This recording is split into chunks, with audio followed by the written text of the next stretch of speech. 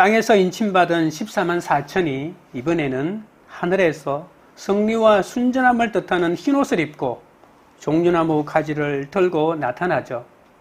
그래서 하나님과 어린 양의 승리를 축하하며 경배하는 장면이 나타납니다.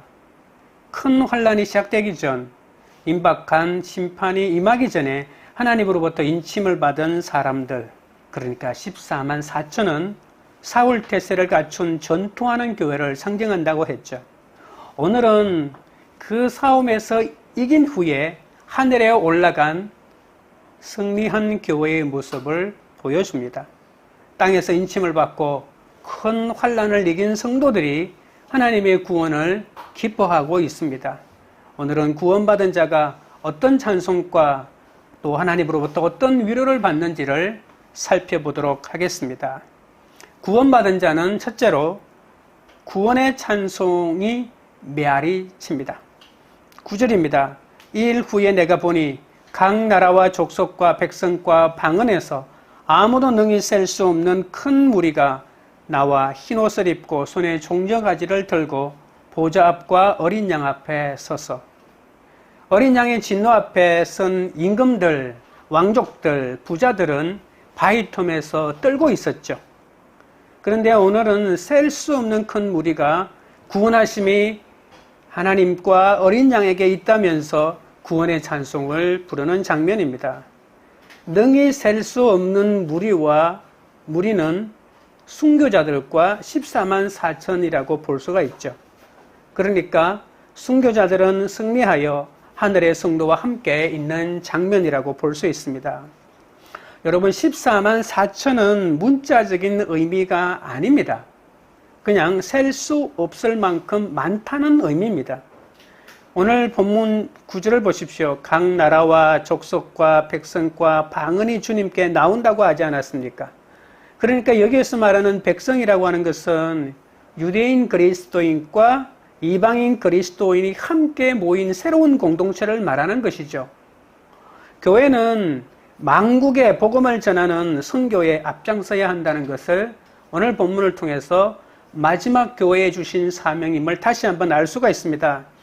여러분, 이사야 1장 말미, 그러니까 히브리어 성경으로 말하면 2장 1절부터 4절, 그리고 66장에 보면 열방이 예루살렘으로 몰려와 하나님께 예배하는 장면을 볼 수가 있는데, 이것이 바로 하나님이 꿈꾸는 이스라엘에 대한 비전이라고 말씀하셨습니다.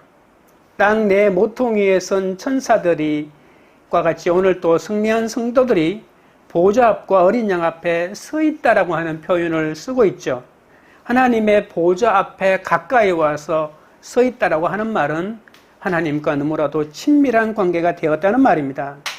어린 양은 땅에 거하는 자들에게는 진노하시지만 승리한 성도들이 하늘의 본향으로 들어오는 것을 끝없이 환영하고 있죠. 여러분, 요한계시록에서 하나님은 성도들에게 심판하지 않습니다. 사탄과 그를 추종하는, 소위 말하는 요한계시록의 표현으로 말하면 땅에 사는 사람들에게 하나님의 심판을 퍼붓습니다. 그러면 하나님을 믿고 신실하게 따르는 자들은 하나님으로부터의 심판은 받지 않습니다. 그런데도 왜 환난을 당하죠? 하나님의 심판이 격렬해질수록 왜 이 땅의 성도들은 더 큰 환난을 당하고 순교까지 당할까요? 그것은 바로 악의 무리들이 하나님으로부터 심판을 받고 그 화풀이를 성도들에게 해야 되는 겁니다. 그래서 하나님의 역사가 강력하면 강력할수록 이 땅에 하나님의 성도들의 고난이 더 심해지는 것이죠. 그럼 하나님은 왜 그것을 막아주시지 않을까? 요한계시록은 분명하게 말합니다. 하나님께서 사탄에게 권세를 주셔서 믿는 사람을 핍박하도록 허락하셨다라고 이렇게 말합니다. 왜 허락하셨을까요? 하나님은 더 많은 순교자들의 숫자가 차기를 원하십니다. 그들의 더 애끓는 기도가 하늘 보좌에 올라오기를 원하십니다. 그러니까 그 억울한 사람의 그 원한 때문에 하나님은 더 격렬하게, 더 완벽하게 하나님의 심판을 사탄에게 퍼부을 수가 있는 것이죠. 공의로운 하나님께서 악을 저지른 사탄에게 정확하게 심판하시는데 그 심판 내용은 하나님의 사람들을 핍박한 그것이 바로 그들을 심판하는 근거가 되기 때문에 그렇다는 것입니다. 신자들은 자신의 충성에 대한 보상으로 하나님 앞에 존귀한 자가 되죠. 어떻게 존귀한 자가 되죠? 바로 하나님의 보좌 앞에 서 있는 것보다 존귀한 것이 어디 있겠습니까? 옛날엔 하나님 임금을 아련한다라고 하는 표현을 쓰잖아요. 궁궐 속에 있는 임금을 뵙기 위해서 수많은 문을 통과해야 되는데 바로 가장 그 보좌 앞에 서서 1대1로 대면하게 되는 것 자체야말로 가장 존귀한 자가 된다는 것입니다. 하나님의 보좌 앞에 나오는 것보다 존귀한 것은 없습니다. 오늘 흰옷을 입고 있다라고 했는데 흰옷은 바로 순결 그리고 승리를 뜻하는 옷입니다. 로마 제국은 전쟁에서 승리했을 때 깨끗한 흰 토가를 입고 장군이 승리의 행진을 하는 습관이 있었습니다. 6장을 보시면 순교자들이 5번째 인을 뗄 때 기도하는 장면이 나오잖아요. 제단 아래에서 말입니다. 그런데 그들이 하나님으로부터 원한을 갚아달라고 했을 때 하나님께서 조금 더 기다리라, 수가 차기까지 기다리라고 하면서 그들에게 준 것이 뭐죠? 바로 흰 두루마기를 줬잖아요. 그것이 바로 흰옷이죠. 예수님이 예루살렘에 입성할 때도 수많은 예루살렘 주민들이 손에 종려가지를 들고 승리의 왕으로 오신 예수님을 환영하고 그리고 그리스도의 승리를 기뻐하는 장면을 나타내지 않았습니까? 사실 종려나무 가지를 들고 흔든다고 하는 것은 이것은 초막절이라는 말이거든요. 그런데 엄밀히 말하면 초막절은 6월절은 초림 예수를 말한다면 초막절은 바로 재림 예수를 말하는 거거든요. 부활하셔서 승리하신 재림 예수를 뜻하는데 그런데 6월절에 예수님이 처음 예루살렘으로 들어오실 때 종려나무 가지를 들고 흔들었다고 하는 것은 아니 십자가에 죽으러 오시는 분이 어찌 승리를 거두겠습니까? 그러나 이 예수님이 오시면 바로 예수님이 재림 때 오실 그 예수님까지도 멀리 내다보고 진정한 승리를 거두신 주님을 향하여 종려나무 가지를 흔들었다는 것을 알 수가 있는 것이죠. 초림 예수와 재림 예수의 그림이 겹쳐 보이는 것이 바로 예루살렘에 나귀를 타고 입성하시는 예수님을 환영하는 그들 무리에 있는 것이죠. 그들은 알지도 못하고 종려나무 가지를 흔들었지만 하나님의 큰 그림 속에는 이미 승리하시고 완전히 악을 제압하시고 다시 오실 예수님이 그려져 있는 것입니다. 세상에서 흰옷을 입는 것은 자신의 가증함을 보고 십자가를 지는 삶을 따라가는 삶 그 자체를 말하는 것이 아니겠습니까? 10절입니다. 큰 소리로 외쳐 이르되 구원하심이 보좌에 앉으신 우리 하나님과 어린 양에게 있도다 하니 순교자들은 정의를 세워달라고 외쳤지만 오늘 본문에 나오는 큰 무리는 하나님이 자기들에게 베푸신 공의를 기뻐하고 있는 것이죠. 구원은 해방과 승리를 뜻하지 않습니까? 하나님이 사탄에게 승리하시고 인침받은 자들을 해방하신 것을 축하하고 있다는 것입니다. 죄에서 해방된 영적 구원을 말하기도 합니다. 우리 하나님이라고 하는 이 말은 주로 천사들이 하는 말이거든요. 그런데 백성들과 특별한 관계를 맺는 그러한 하나님과의 특별한 관계를 말할 때 쓰는 말입니다. 천사들은 항상 하나님을 우리 하나님이라고 말합니다. 그것처럼 이제 하늘에 있는 성도들도 바로 하나님을 향하여 우리 하나님이라고 부르는 친밀한 관계가 되었다는 것이죠. 승리를 이끄는 원동력은 바로 하나님의 주권적인 능력이기 때문에 그 능력을 찬양하는 겁니다. 어린 양은 백성들의 구주이죠. 그래서 하나님과 나란히 자리를 차지하고 있는 모습을 볼 수 있습니다. 어린 양이라고 하는 것은 예수님을 뜻합니다. 그래서 하나님과 어린 양이 보좌에 나란히 앉아 계시고 그 두 분에게 찬양을 공평하게 올려드리는 모습을 볼 수가 있습니다.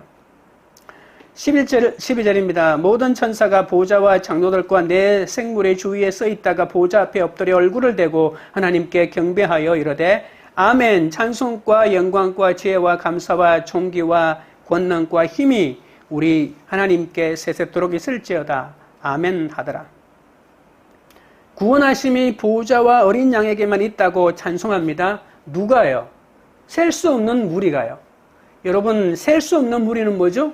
바로 지난 시간에 살펴보았던 14만 4천을 말합니다. 14만 4천이 오늘 9절 이후에서는 셀 수 없는 무리라고 하는 말로 표현되는데 결국은 똑같은 표현이라는 사실을 기억하셔야 합니다. 그런데 그렇게 10절에 14만 4천을 뜻하는 셀 수 없는 무리가 구원하심이 하나님께 있다고 찬양을 드리니까 11절에는 천사가 보호자와 장로들과 내 생물이 주위에 서 있다가 보호자 앞에 엎드려 얼굴을 대고 하나님께 경배합니다. 여러분, 14만 4천이 찬양을 다 하니까 이 천사들도 가만히 듣고 있다가 화답하는 찬양을 다시 하나님께 올린다는 겁니다. 여러분, 우리의 찬양은 그냥 나 혼자만의 찬양으로 머물러 있지 않습니다. 반드시 메아리를 치는 거죠. 다른 사람의 신금을 울리고 다른 사람의 영혼을 깨우는 역사가 일어난다고 하는 것이죠. 존귀와 힘과 능력과 모든 감사와 찬송이 하나님께 있다고 화답할 수 있는 역사가 일어나게 되는 거죠. 하나님을 상급이자 찬양의 대상으로 여기는 자는 이미 천국의 삶을 살고 있지 않겠습니까? 모든 천사가 구원받은 성도들과 보좌 주위에 서 있다가 마치 자신이 제사장이라도 된 것처럼 제사장 역할을 하는데 얼굴을 바닥에 대고 하나님께 경배를 드리기 시작한다는 겁니다. 천사들이 찬양할 때 아멘이라고 앞에 하고 뒤에도 하죠. 보통 아멘은 뒤에 하는 겁니다. 아멘은 동의합니다, 그렇습니다라고 하는 말이잖아요. 그런데 시작할 때 아멘이라고 먼저 하는 이 찬송은 성경 가운데 이 본문에만 나오는 아주 특이한 찬양입니다. 천사들은 7가지로 하나님께서 악에게 대승리를 거둔 것을 축하합니다. 자기 백성들을 구원하시는 하나님의 구원 계획이 얼마나 큰 기쁨으로 자신들에게 다가왔는지, 자신들은 하나님의 심부름을 하면서 하나님이 역사하시는 그 모든 것을 봐왔지 않습니까? 그래서 마침내 구원하는 무리들이 다 구원을 얻고 승리를 얻어 하나님 앞에서 하나님에게 찬양을 드리니 그 모든 광경을 본 천사들이 얼마나 마음에 감격이 일어났겠습니까? 그래서 찬송을 드리고 영광을 하나님께 올리는 겁니다. 원수들에게 승리하신 하나님의 영광과 위엄을 생각해 보십시오. 찬송을 드리지 않을 수가 없는 거죠. 그리고 세상을 만드시고 성도를 구원하신 것은 모두 하나님의 지혜이기 때문에 그 하나님의 지혜를 찬양하는 것입니다. 십자가의 말로 하나님의 지혜 중에 지혜 아닙니까?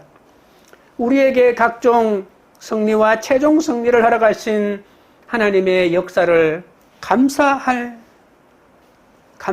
뿐입니다. 우리를 구원하신 하나님은 그렇기 때문에 존귀를 받으시기에 합당하지 않겠습니까? 인간이 도저히 대적할 수 없는 막강한 사탄의 세력을 하나님은 단번에 물리치신 그 하나님의 전능하심을 어찌 노래하지 않을 수 있겠습니까? 수많은 고난 속에서 안 믿는 사람은 생각도 하지 못할 추경을 하면 옆에 있는 사람이 이렇게 하나님을 인정하고 화답하게 된다는 것입니다. 나는 아직 내 주위에 있는 사람이 하나님을 화답하는 걸, 찬양하는 걸 못 봤다라고 말할 수 있겠죠. 그렇다고 내가 하나님에게 드리는 예배와 찬송을 멈출 수는 없는 건 아닙니까? 도저히 찬송할 수 없는 중에도 하나님에게 찬송하십시오. 하나님에게 찬송할, 누가 보더라도 잘 되고 누가 보더라도 높이 올라가고 누가 보더라도 다 칭찬할 만한 일을 한 사람을 칭찬하지 않을 사람이 어디에 있겠습니까? 저 사람 하나님에게 많이 받았으니 하나님을 찬송하는 거지. 사탄도 하나님에게 그렇게 했습니다. 욥이 하나님을 찬양하는 것은 당신이 욥에게 많은 걸 주었기 때문이다. 그래서 찬양하는 거다. 그게 뭐 어쨌다고. 사람도 그렇게 한다. 악한 사람도 자기에게 잘해준 사람 찬양하는데 축복받은 사람이 찬양하는 거 뭐가 대단하다고 그것을 보라고 의인이 있다고 우리에게 그렇게 자랑하느냐고 하나님에게 사탄이 이렇게 말을 하게 되잖아요. 그러면서 사탄이 다 한번 빼앗아 보라. 그래도 하나님을 찬양하는지 보고 싶다고 말하잖아요. 하나님이 욥이 가지고 있는 모든 것을 다 빼앗아 갔는데도 여전히 하나님을 찬양하는 걸 보고 욥의 찬양의 진심을 하나님도 알게 되고 또 다른 고다지라는 존재들도 깨닫게 되는 장면이 바로 욥기 아닙니까? 그렇기 때문에 무엇을 해도 하나님 때문에 하면 상대의 마음을 얻을 수가 있다는 겁니다. 우리의 구원 찬송은 반드시 이렇게 다른 사람의 마음을 변화시키는 화답의 찬송으로 되돌아온다는 것을 명심하십시오. 아무리 내가 옳고 상대방이 틀렸다 하더라도 나는 옳다, 당신이 틀렸다라고 이 소리를 아무리 외치고 싶어도 방법이 온유해야 되지 않겠습니까? 그리고 때를 기다려야 되지 않겠습니까? 왜냐하면 나는 옳고 당신은 틀렸다고 내 감정을 화풀이하고 쏟아내는 것이 목적이 아니라 내 마음 진심이 그들에게 전달되는 것이 목적이기 때문입니다. 그래야 듣는 사람이 오해하지 않고 비로소 내 말을 듣고 아니 내 말 속에 하나님의 음성을 듣고 나에게 화답하는 것이 아니라 하나님에게 화답하는 그 순간이 오지 않겠습니까? 적용 질문 드립니다. 내가 지금까지 인내하며 잘 살아낸 비결이 보좌에 앉으신 우리 하나님과 어린 양의 구원하심 때문임을 믿습니까? 나는 살리는 말을 합니까? 아니면 혈기를 부리고 욕을 퍼부으며 죽이는 비난을 합니까? 둘째는 큰 환난에서 나오는 자가 구원받은 자입니다. 13절입니다. 장로 중 하나가 응답하여 나에게 이르되 이 흰옷 입은 자들이 누구며 또 어디에서 왔느냐? 곤혹스러워하는 요한을 돕기 위해서 천사인 장로가 해석자로 나옵니다. 오늘 13절 앞부분에 장로라고 나오지만 이 장로는 천사를 지칭하는 말입니다. 천사가 해석자로 등장하는 것은 예언이나 묵시 문학에 매우 흔한 일이죠. 요한은 자신이 본 환상에 대해서 직접 질문하지 않습니다. 아무리 궁금해도 직접 질문하지는 않습니다. 대신 해석해주는 천사가 나타나서 핵심 요점을 설명하는 거죠. 질문을 통하고 그 질문에 자기가 답하면서 말입니다. 장로는 흰옷 입은 큰 무리가 누구고 어디서 왔느냐? 다시 말하면 우리가 지난주에 살폈던 14만 4천하고는 입맞은 사람하고는 순교당한 사람하고는 어떤 관계냐? 이걸 묻는 겁니다. 흰옷 입은 자들은 7장 1절에서 8절에서는 14만 4천이라고 했지만 오늘 본문에서는 셀 수 없는 무리라고 말합니다. 14만 4천은 이스라엘의 12지파라고 하는 특수성을 띠잖아요. 지파별로 숫자를 카운트하면서 12,000명씩 12지파 14만 4천이라고 하지 않았습니까? 그러니까 이스라엘 지파라고 하는 특수한 이 특수성을 띠고 있지만 셀 수 없는 무리라고 왜 표현했냐면 이 셀 수 없는 무리는 각 나라와 족속과 백성과 방언 그러니까 세상의 모든 만국에서 몰려온 보편적인 사람들이라고 하는 것을 뜻하는 겁니다. 14만 4천에서 시작했지만 그 14만 4천의 숫자가 문자적인 숫자가 중요한 것이 아니라는 것을 다시 한번 알 수가 있겠죠. 이스라엘 민족만이 14만 4천이다. 이것도 의미가 없습니다. 이 셀 수 없는 무리는 바로 모든 열방에서 모여든 하나님의 사람들이라는 것을 명확하게 이 본문에서 보여주고 있기 때문입니다. 이 셀 수 없는 무리는 14만 4천하고 어떤 특징이 차이점이 있습니까? 14만 4천은 땅에서 하나님의 인침을 받고 인침받으면 바로 들림 받나요? 아니라는 겁니다. 인침받고 뭐 하나요? 전투하는 교회, 하나님의 복음을 들고 전신갑주를 입고 이 땅에서 사탄의 무리와 치열한 영적 전투를 치르는 교회를 상징한다는 겁니다. 그러나 중요한 요소가 하나 더 있습니다. 하나님의 철저한 보호를 받는 공동체, 죽어도 사는, 여러분 사탄은 우리를 죽이면 우리가 완전히 패배했고 자신들이 승리했다고 큰 소리 치고 있지만 여러분 죽음마저도 우리를 이길 수 없습니다. 바울이 한 말대로, 바울이 로마서 8장에 한 말대로 하면 죽음이라 칼이랴 하나님의 사랑에서 우리를 끊을 수 없고 예수 그리스도의 은혜에서 우리를 끊어낼 수 없다고 말하지 않습니까? 그러니 참된 승리를 거둘 수 없다고 말하는 것입니다.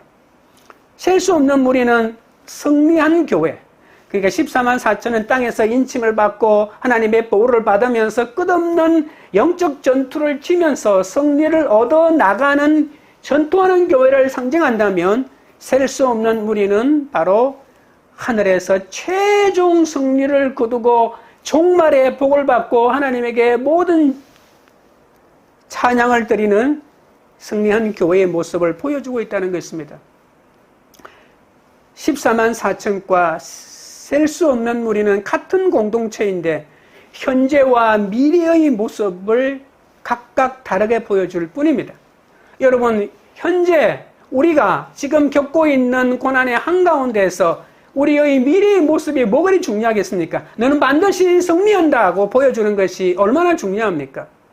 여러분, 지금 고난당하는 자에게 가장 필요한 것은 나중에 너는 반드시 성공한다는 성공한 모습을 보여주는 것이죠. 그것이야말로 실망하지 않고 좌절하지 않고 끝없이 하나님의 사명을 감당할 전투하는 교회 능력을 배가시키지 않겠습니까? 14절입니다. 내가 말하기를 내 주여 당신이 아시나이다 하니 그가 나에게 이르되 이는 큰 환난에서 나오는 자들인데 어린 양의 피에 그 옷을 씻어 희게 하였느니라.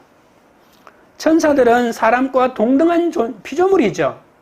천사들도 피조물입니다. 그런데 요한은 천사에게 내 주여라고 이렇게 마치 하나님을 모시듯이 예수님에게 하듯이 그렇게 하고 있는데 천사에게 존경심을 표시합니다. 1장에서도 계시를 보여주자 절하면서 내 주여라고 한 적이 있죠. 천사는 설명합니다. 이 14만 4천의 가장 큰 특징이 뭐냐면 큰 환난에서 나온 자들이다 라고 이렇게 말합니다. 큰 환난에서 나온 자들. 이 땅에서 사탄이 주는 엄청난 환난을 뚫고 돌파한 사람들이다. 승리한 사람들이다 라고 하는 것이죠. 그 환난에서 나온 사람들이라고 했을 때 가장 큰 환난은 무엇입니까? 내 목숨을 내어놓는 것이겠죠. 다른 말로 하면 순교한 자들입니다. 여러분, 요한계시록에서 순교한 자들이라고 하는 것은 최종 승리를 얻은 사람입니다. 목숨도 아끼지 않고 하나님을 위해서 내려놓았는데 그 목숨마저도 하나님께서 거두어 주셨다라고 하는 그런 뜻이죠. 큰 환난은 단순히 순교자들에게 가해진 끔찍한 박해만 말할까요? 아니면 초림과 재림 사이의 전체 박해 기간을 뜻하는 것일까요? 환난은 성도들이 겪는 고난으로 종말에 일어나는 환난이 아닙니다. 종말에 한 번 딱 일어나는 그 환난을 말한 것이 아니고 이 땅에서 하나님을 위하여 살아갈 때 당하는 모든 환난이 이 환난 속에 포함되는 것이죠. 사탄과 사탄의 추종자들인 땅에 거하는 자들이 성도들에게 맞서 최후의 전쟁을 나중에 일으킬 겁니다. 하나님은 패역한 세상에 인심판하죠, 나팔심판하죠, 대접심판으로 진노하실 겁니다. 그때 사탄과 그 쫄개들은 그리스도를 따르는 자들에게 심각한 보복을 가한다고 제가 아까 말하지 않았습니까? 요한계시록 13장 7절에 하나님은 짧은 시간 동안 용에게 성도들을 이기도록 허용하셨다고 했습니다. 사탄은 교회를 시기와 질투가 극심한 환난과 핍박 가운데로 몰아넣는 거죠. 태초로부터 지금까지 그 이후로도 이런 환난은 없을 대환난도 분명히 있을 것입니다. 그러나 이런 혹독한 환난에서도 구원받은 자들은 충성과 십자가로 승리를 거두게 된다는 것입니다. 십자가가 없으면 승리할 길이 없죠. 그런데 예수님의 피로 성도들이 죄에서 해방을 얻었기에 악을 물리치고 최후 승리를 얻는다고 분명히 말하고 있습니다. 요한계시록 12장 11절에 이렇게 말하죠. 사람들을 피로 사신 죽임을 당한 어린 양의 피와 자기들이 증언하는 말로서 사탄을 이겼다라고 분명하게 말합니다. 그러므로 참된 구원은 어린 양의 피 때문에 얻게 되는 것이죠. 그 피는 그리스도와 우리를 화목하게 하는 화목제물의 피고 우리를 죄에서 해방하는 속량의 피 아닙니까? 그리스도의 피는 우리를 정결하게 하고 우리를 죄에서 깨끗하게 합니다. 끔찍한 환난에도 불구하고 성도들은 그리스도의 피로 씻음받은 흰옷을 입게 되는 겁니다. 오늘 본문 가장 뒷부분 14절에서 뒷부분을 보십시오. 그 옷을 씻어 희게 하였다라고 하는 말이 있는데 이것은 헬라어 문법으로 말하면 부정과거 시제입니다. 그러니까 단 한 번만 일어난 사건이 아니고 완전한 구원을 얻기까지 그리스도의 피가 계속해서 효력을 발생한다는 그런 문법입니다. 구원은 하나님의 선물이고 우리는 믿음으로 그 구원에 참여하죠. 그 예수 그리스도를 믿고 영적 갱신으로 더러운 죄를 버리고 하나님 앞에 순전한 성도가 되어가는 것이죠. 끔찍한 재앙의 한가운데에서 그리스도께 끝까지 충성함으로 승리를 거두게 되는 것입니다. 승리의 길은 그래서 인내의 길이자 순교의 길이라고까지 말하는 겁니다. 행복을 바라면서 시작한 결혼 생활이 지옥이 되어 죽음 같은 두려움을 맛보게 되면 하루라도 더 빨리 이 환난을 끝내기만을 바라지 않겠습니까? 아무리 나는 옳고 너는 틀리다를 부러지지도 마치 늪에 빠진 것처럼 그 결혼의 고난의 혼란에서 벗어날 수가 없는 것입니다. 주님의 말씀이 들려야 합니다. 말씀으로 주님이 찾아오셔서 알려주셔야 하는 거죠. 그러면 환경은 변하지 않았지만 자존심을 내려놓을 수 있게 되고요. 그러한 구체적인 적용을 하게 되면 환란에서 조금씩 결국에는 빠져나오게 되는 겁니다. 적용 질문 드립니다.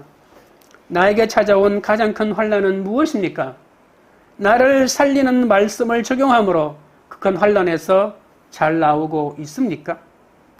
셋째는 하나님의 위로가 구원받은 자에게 있습니다. 15절입니다. 그러므로 그들이 하나님의 보좌 앞에 있고 또 그의 성전에서 밤낮 하나님을 섬기매 보좌에 앉으시니가 그들 위에 장막을 치시리니.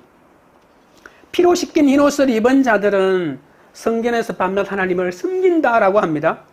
이 섬긴다고 하는 말은 헬라어로 라트리오라고 하는 말입니다. 상이나 대가를 위해서 다른 자를 섬긴다는 뜻도 있고 예배 드린다는 뜻도 있습니다. 그런데 우리는 라트리오라고 하는 이 헬라어보다는 이 히브리어가 우리에게는 더 친숙한데요. 히브리어로 말하면 바로 아바드라고 합니다. 아바드. 하나님께 예배하거나 경배 드리는 삶을 말합니다. 로마서 12장 1절에 이런 말이 있죠. 그러므로 형제들아 내가 하나님의 모든 자비하심으로 너희를 권하노니 너희 몸을 하나님이 기뻐하시는 거룩한 산제물로 드리라. 이는 너희가 드릴 영적 예배니라. 영적 예배니라라고 할 때 예배니라라고 하는 이 말이 바로 아바드입니다. 섬긴다라고 하는 뜻이 1차적인 거지만 섬긴다라고 하는 것이 바로 예배라고 하는 뜻이고 예배당에서 예배 드리는 것만이 예배가 아니고 우리 몸으로 드리는 삶으로 드리는 예배가 진짜 예배다라고 이렇게 바울이 말하고 있거든요. 신자의 전 생애를 하나님께 제물로 드려야 한다는 것이죠. 왜 제물로 드리나요? 옛날의 예배는 제물이 중요했으니까요. 단순히 예배만 열심히 드리는 것이 아니라 다른 사람을 위해서 나 자신을 처분한다는 뜻입니다. 왜냐하면 제물은 다른 존재를 위해서 내가 희생하는 거니까요.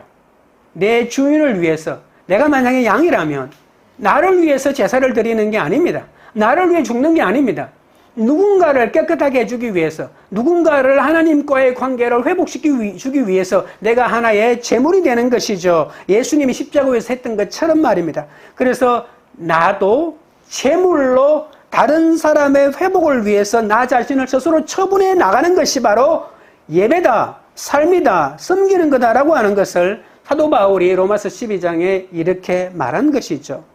그래서 새로운 예배는 복음 안에서, 예수 안에서만 일어난다고 볼 수가 있습니다. 내가 하나님과 관계가 깊어진다라고 하는 것은 단순히 육체로 하나님을 알아가는 그런 것이 아니겠죠. 하나님의 영 안에서 삶을 희생의 예배로 하나님께 드려야만 합니다.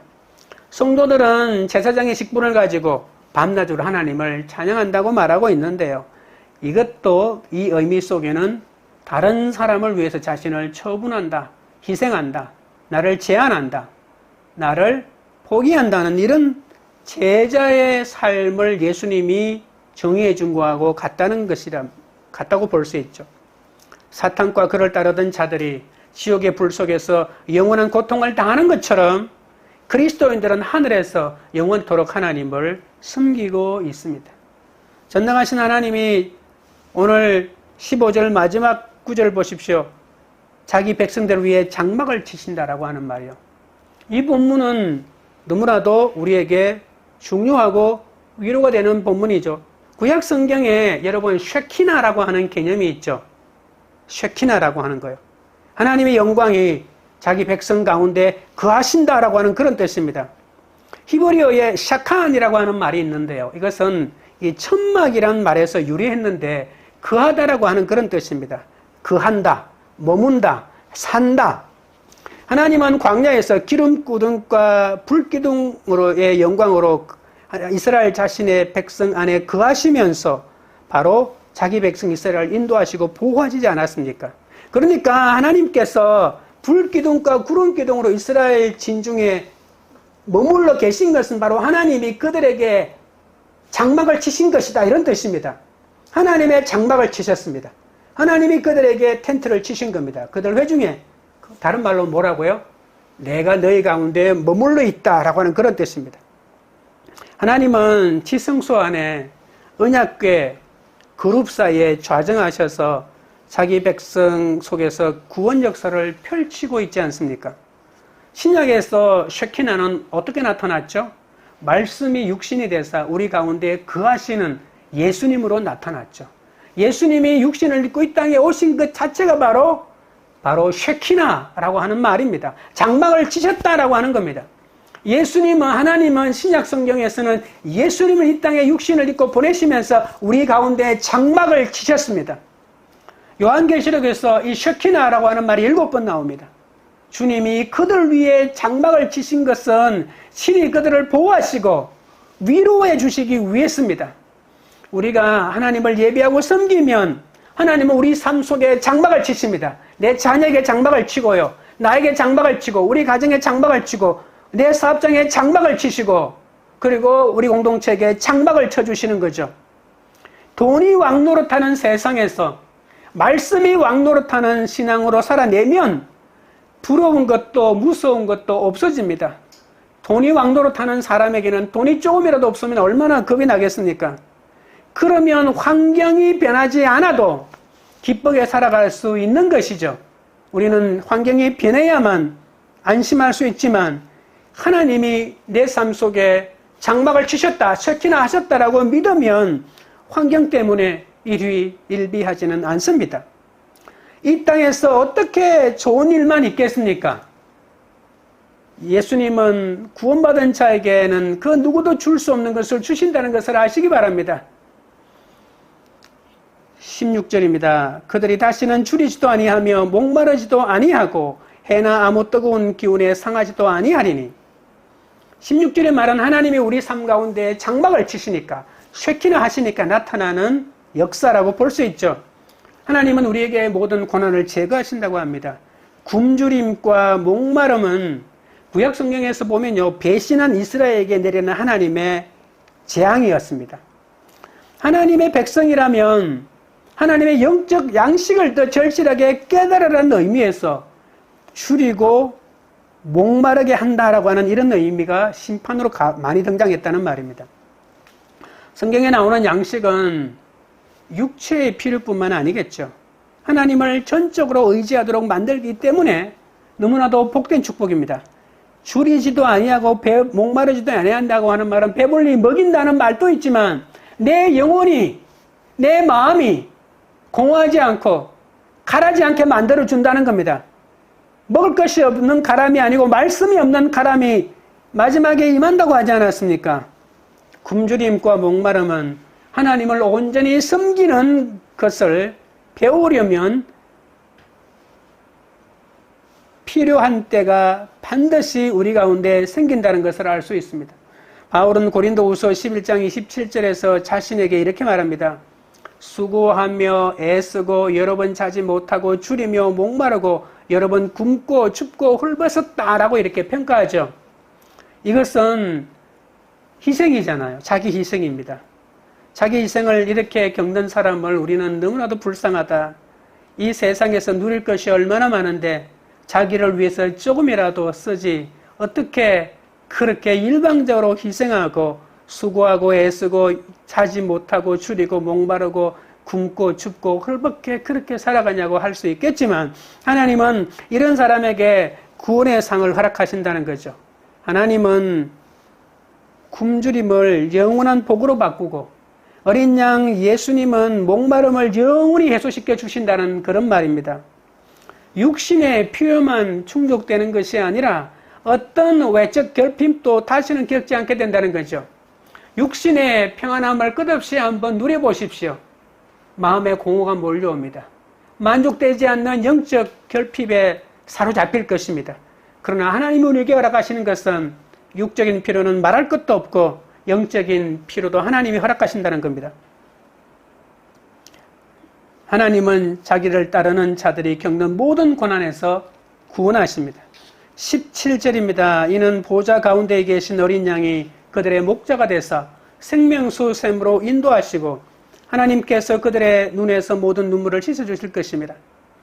하나님과 어린 양은 자신을 따르는 자들을 위해서 좀 더 구체적인 역할을 통해 가지고 활동하신다는 걸 보여주는데 그것이 바로 목자라고 이렇게 표현합니다. 어린 양이 목자가 되신다라고 하는 표현이죠.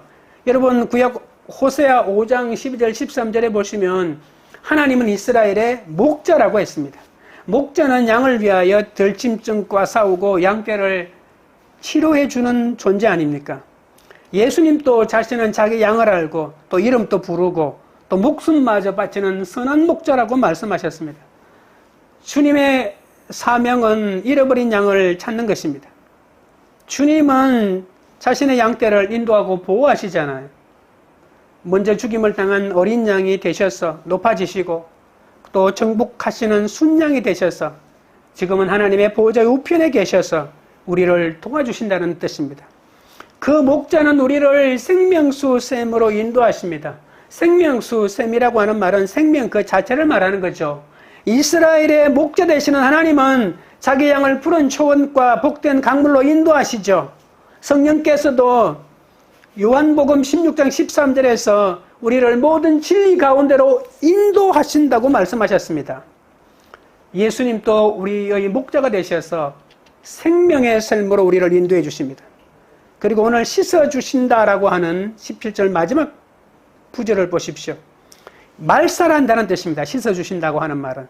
땅에서 얻은 모든 고통과 슬픔이 하나님에 의해서 영원히 제거된다는 뜻이죠. 드디어 순교당한 자들의 원한을 갚아주는 장면이 나옵니다. 이사야 35장 10절에 하나님의 속량함을 받은 자들이 돌아오되 노래하며 시온에 이르러 그들의 머리 위에 영영한 희락을 띠고 기쁨과 즐거움을 얻으리니 슬픔과 탄식이 사라진다라고 말씀하셨습니다. 우리가 사는 이 땅에는 줄일 일도 목마르고 해나 뜨거운 기온에 상하는 일이 너무 많지 않습니까? 눈에 눈물이 마를 날이 없습니다. 악하고 엄난한 세상을 살아가는데 어찌 이 고통과 따로 떨어져 살 수 있겠습니까? 고통이야말로 우리 삶의 일부분임을 인정하지 않을 수 없습니다. 여러분, 고통은 우리 삶 가운데 뗄래야 뗄 수 없는 존재라는 것을 인정해야 죄의 결과들과 잘 싸울 수가 있는 것이죠. 여러분, 죄와 싸우라고 이런 고통을 하나님이 허락하시는 것이지 하나님이 우리를 버렸기 때문에 이런 고통이 임하는 것이 아닙니다. 하나님은 우리를 위해서 반드시 장막을 치십니다. 좋은 지체를 허락하시고 그리고 광야길 나그네 길에서 하나님의 끝없는 위로를 부어주셔서 마침내 우리를 구원 얻도록 인도해 주시는 거죠. 마지막으로 제가 좋아하는 함석헌 선생님의 마음에 붙이는 노래라는 시를 소개해 드리겠습니다. 세상이 거친 바다라도 그 위에 비치는 별이 떠 있느니라. 까불리는 조각배 같은 내 마음아, 너는 거기서도 눈 떠 바라보기를 잊지 마라. 역사가 썩어진 흙탕이라도 그 밑에 기름진 맛이 들었느니라. 뒹구는 한떨기 꽃 같은 내 마음아, 너는 거기서도 뿌리박기를 잊지 마라. 인생이 가시밭길이라도 그 속에 은흑한 구석이 있느니라. 쫓아가는 참새 같은 내 마음아, 너는 거기서도 사랑의 보금자리 짓기를 잊지 마라. 삶이 봄풀의 꿈이라도 그 끝에 맑은 구슬이 맺히느니라. 지나가는 나비 같은 내 마음아, 너는 거기서도 영원의 향기 마시기를 잊지 마라. 적용 질문 드립니다. 비록 세상에서 천대받고 비통한 현실을 살지만 내 현실을 인정하며 주님이 일으켜주시는 기쁨으로 하루하루 살고 있습니까? 나를 줄이지도 목마르지도 상하지도 않게 도우시는 하나님의 위로를 날마다 경험하십니까? 말씀을 맺겠습니다. 구원받은 자는 구원의 찬송이 메아리칩니다. 어떤 환난에서도 구원하심은 보좌에 앉으신 하나님과 어린 양에게 있습니다. 구원받은 자는 큰 환난에서 나오는 자입니다. 아무리 큰 환난을 겪어도 어린 양의 피와 자기의 증거하는 말씀으로 우리는 사탄을 이깁니다. 나는 옳고 당신은 틀렸다는 외침이 아니라 말씀을 나에게 적용하며 그 말씀에 순종해 나갈 때 우리는 마침내 환난을 벗어날 수 있습니다. 구원받은 자는 하나님의 위로를 받습니다. 하나님이 우리 가운데 장막을 쳐서 인재하시며 목자가 되셔서 친히 인도하시고 위로해 주십니다. 하나님을 여러분의 목자로 삼으셔서 날마다 승리하시길, 날마다 하나님의 위로를 얻으시길 바랍니다. 찬양 드리고 기도하겠습니다.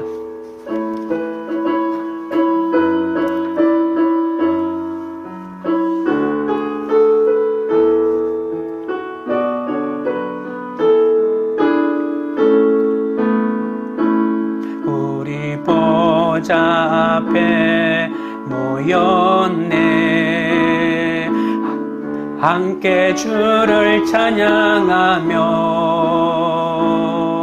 하나님의 사랑 그 아들 주셨네. 그의 피로 우린 구원받았네. 십자가에서 쏟으신 그 사랑 같이 온 땅에 흘러 각 나라와 족속 백성 방언에서 구원받고 주 경배드리네. 구원하심이 보좌에 앉으신 우리 하나님과 어린 양께 있도다. 구원하심이 보좌에 앉으신 우리 하나님과 어린 양께 있도다. 우리 보좌 앞에 모였네. 함께 주를 찬양하며 하나님의 사랑 그 아들 주셨네. 그의 피로 우리 구원받았네. 십자가에서 쏟으신 그 사랑 강같이 온 땅에 흘러 각 나라와 족속 백성 방언에서 구원받고 주 경배드리네. 구원하심이 보좌에 앉으신 우리 하나님과 어린 양께 있도다.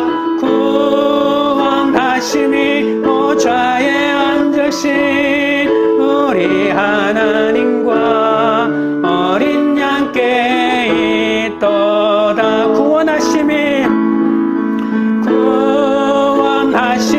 보좌에 앉으신 우리 하나님과 어린 양께 있도다. 구원하심이 보좌에 앉으신 우리 하나님과 어린 양께 있도다. 구원하심이 보좌에 앉으신 우리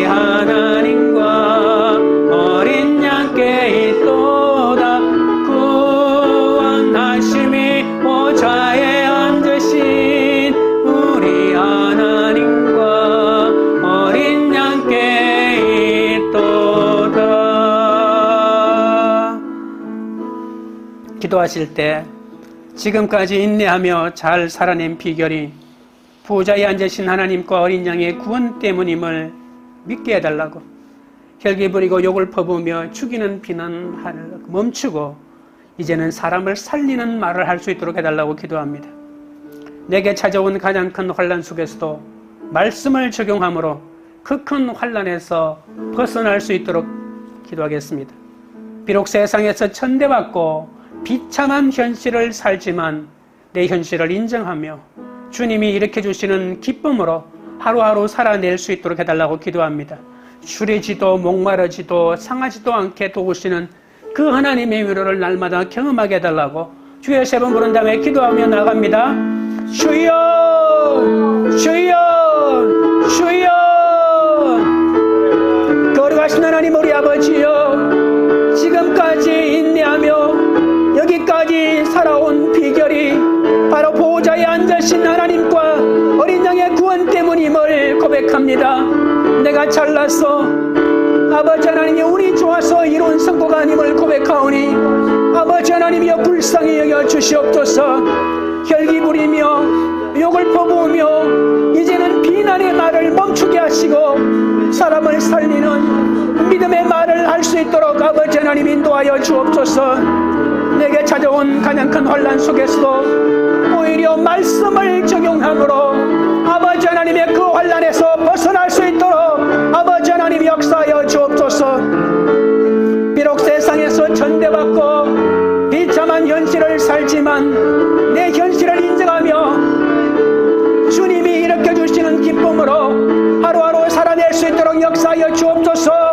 줄이지도 목마르지도 상하지도 않게 나를 도우시는 나의 목자 되시는 그 하나님의 위로를 바라보며 날마다 믿음으로 행진해 나아갈 수 있도록 우리 아버지 하나님이여 역사하시고 인도하여 주시옵소서. 하나님 아버지, 구원은 하나님께 있음을 알면서도 환난과 고난은 제가 가진 힘과 물질과 배경에서 온다고 착각하며 그것을 의지하려 할 때가 많았사오니 용서하여 주시옵소서. 오직 구원하심은 보호자에 앉으신 어린 하나님과 어린 양 때문임을 고백하게 하옵소서. 하나님이 제 인생을 줄이지도 목마르지도 상하지도 않게 하셔서 여기까지 이끌어 오셨음을 고백합니다. 그동안 흘린 수많은 눈물도 하나님이 씻어주셨기에 여기까지 왔습니다. 불기둥과 구름기둥에 창막을 쳐주셔서 인도와 위로의 은혜를 주셔서 구원을 베풀어 주셔서 감사드립니다. 우리가 이 구원의 찬송을 제대로 부를 때 수많은 사람이, 하나님을 알지 못하는 사람이 이 우리의 구원 찬송을 듣고 화답하여 구원의 길로 나서고 주님을 예비하는 자가 될 줄로 믿습니다. 아직도 반응하지 않는 저들을 원망하지 않고 나의 구원의 노래를 온전히 하나님께 드리고 주님만 믿고 나아가는 역사가 나타나게 하여 주시옵소서. 비록 남에게 드러내지도 못할 비통한 인생을 살 때도 있지만 날마다 우리의 눈물을 닦아주시는 하나님 때문에 멈추지 않는 구원의 행진을 하게 하심을 감사드립니다. 하나님 우리 아버지여, 우리 가정 위에 장막을 쳐주시니 감사합니다. 우리 공동체에 장막을 쳐주시니 감사합니다. 당신의 백성 가정가정마다 구원의 장막을 쳐주심을 감사합니다. 구원받은 사람들이 날마다 더하게 하여 주심을 믿습니다.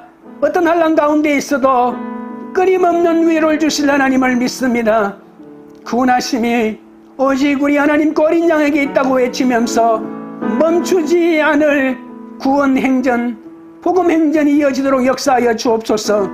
광교 우리들 교회가 어린 양의 피로 씻김을 받아 구원의 찬송을 부르며 하나님의 위로를 받는 구원받은 공동체가 되게 하옵소서.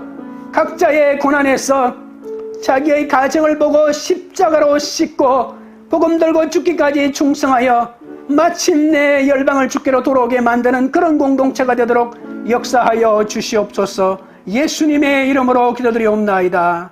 아멘.